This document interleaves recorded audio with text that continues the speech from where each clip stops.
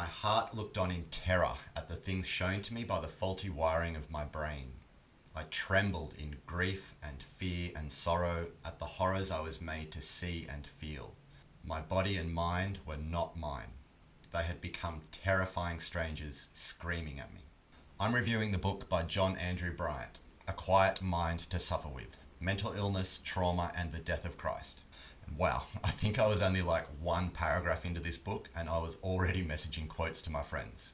It's not even written. It's crafted in such a poetic and provocative way. I felt his feelings, I experienced his experiences, I laughed with him, I cried with him. Seriously, I cried. Honestly, this is an incredible book. A Quiet Mind to Suffer With is poetic, playful, at times harrowing and haunting, yet all the while profoundly beautiful, even if that beauty is sometimes devastatingly heartbreaking.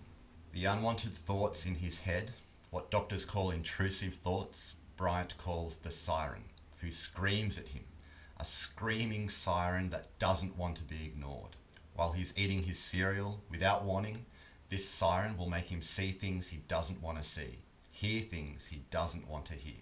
Later in the book, he says that while knowing and loving Jesus hasn't made the siren go away, the difference now is that those symptoms are a wilderness I walk through rather than a God I worship. So I just finished reading Perfect in Weakness. I'll link that book review in the description. And so I was blown away by yet another reflection on Christ's wounds in Bryant's book. I've asked myself the question, if there will be no sin and evil in heaven, will we remember the sin and evil that was done to us, or that we did to others here on earth? In eternity, how might we keep a painful memory, but change the meaning of the memory from pain to healing? Bryant finds the answer in Jesus. What does it mean that Christ brought with him his wounded hands, his wounded side, and the memories attached to those wounds? What was done to him was the sinful and evil actions of sinful men. Well, Christ brought his wounds into God's throne room, physical reminders of sin and evil. Yet sin and evil transformed, sanctified, redeemed. Those wounds exist now, not as a reminder of sin and evil, but as a symbol of love and healing and redemption and transformation. What are we to do with painful memories? Painful memories caused by trauma and mental illness. Bryant finds comfort that in God's throne room, the pain and the wounds are still there, but they've been transformed. They've been overcome. Probably my favourite part of the book is when Bryant says he used to think holy things were things made shiny. But he now realises holy things is writing a letter to someone, buying toothpaste for his wife. Holiness is ordinary things set aside for God by trusting. An ordinary life. The ordinary things that have been offered to Christ.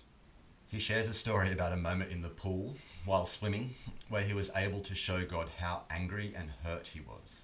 And in that moment, he realised that Jesus is not afraid of us like we are of ourselves.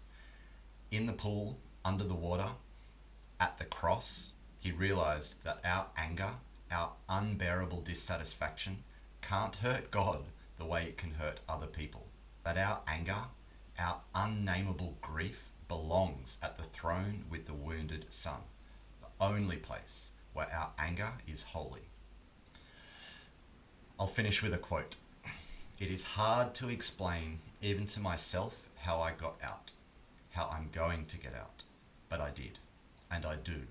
I was dragged out by the trust I had in Christ, led out of the psych ward by that patient, quiet understanding.